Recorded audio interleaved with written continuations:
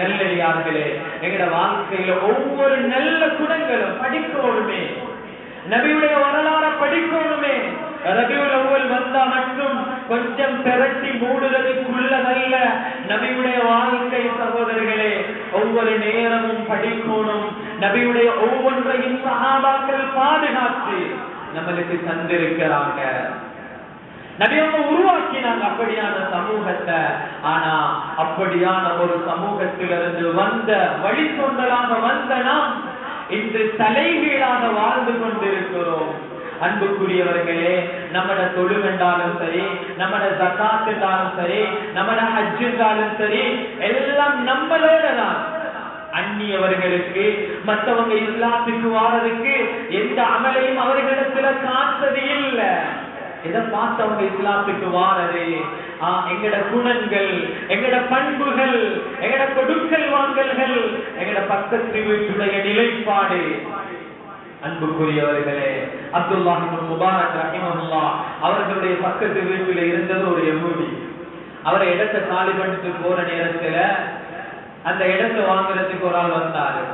அந்த ஏரியால கூலிக்கு அந்த இடம் போகுது 2000 தீனாரோ திர்ஹமோ. இந்த யஹூதி சொன்னாரு, எந்த வீட்டுக்கு 4000. அப்ப அவரு வாங்க வந்தவர் சொன்னாரு, எப்படி இந்த ஏரியால எல்லா வீடுமே 2000 தான் போகுது, நீங்க எப்படி 4000 சொல்லுவீங்க? யஹூதி சொன்னாராம், இதுதான் சாட்சி, இதுதான் நம்முடைய பக்கத்து வீட்டுக்காரர் நமக்கு வழங்க வேண்டிய நச்சாக்கு பத்திரம். சொன்னாராம், எந்த பக்கத்து வீடு யாரு தெரியுமா? ஸ்ரீதேவியிட வீடு. அவருக்கு பக்கத்துல நீங்க இருக்க வீடு கேட்கிறீங்களே, அதுக்கு 2000 கூட. ஏன்? அவரால் எந்த சிரமமும் இல்ல, எந்த கஷ்டமும் இல்ல. அதுல அப்துல்லாஹ் பின் முபாரக் ரஹிமஹுல்லாஹ் அவர்களை பற்றி அந்த யஹூதி சொன்ன வரலாறுகள் பதிந்து வைத்திருக்கிறது. அவர் கடைக்கு போனா 2 சாமான் வாங்கிட்டு வருவார். இனிப்பு பண்டாலும் சரி, உடுப்புண்டாலும் சரி. எங்கட குணம் எப்படி இருக்கிறது சகோதரர்களே? பக்கத்து வீட்டுல சின்ன குழந்தை இருந்தாலும் என்னுடைய குழந்தைய வீட்டுக்குள்ள கதவடைச்சிட்டு பேசாம சத்தம் போடுற இல்ல, வெளியே போற இல்ல, அந்த பிள்ளை வந்தா அதுக்கும் கொடுக்கணும். அன்புக்குரியவர்களே, அல்லாஹ்வுடைய நல்லடியார்களே, எங்கட உள்ளங்கள் அப்படியே இறுகி, எங்கட உள்ளங்கள்ல மனிதாபிமானம், மனித தன்மை என்பது அப்படியே எடுபட்டு போயிட்டு. நன்றிக்கு உதாரணம் நாய், சுறுசுறுப்புக்கு உதாரணம் எறும்பு, ஒற்றுமைக்கு உதாரணம் காகம், உழைத்து கஷ்டப்படுவதற்கு உதாரணம் ஏற்பூட்டி உழுகின்ற எருமை மாடு. அதே போல இப்படி ஒவ்வொன்று எல்லாமே மிருகங்களிடம் தான் இருக்கிறது. மனிதனிடம் இருக்க வேண்டிய மனித குணங்கள் எதுவுமே மனிதன் இல்ல.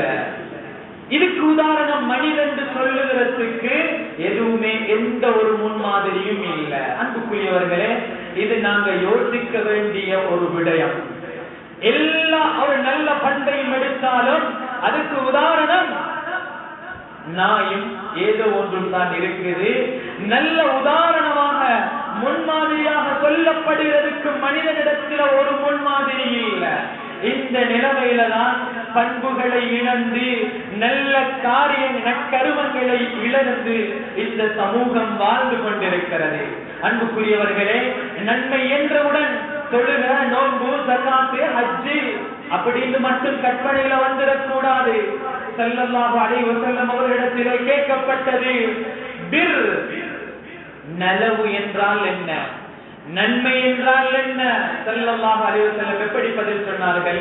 தொழுக, நோன்பு, ஜகாத், சதகா, ஹஜ், இதான் நபியுடைய பதில்.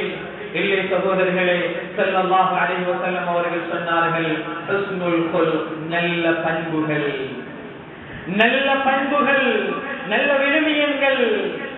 எங்கட வாழ்க்கையில நான் அல்லாஹ்விடத்துல காட்டுறதுக்கு என்னிடத்துல என்ன பண்பு இருக்குது?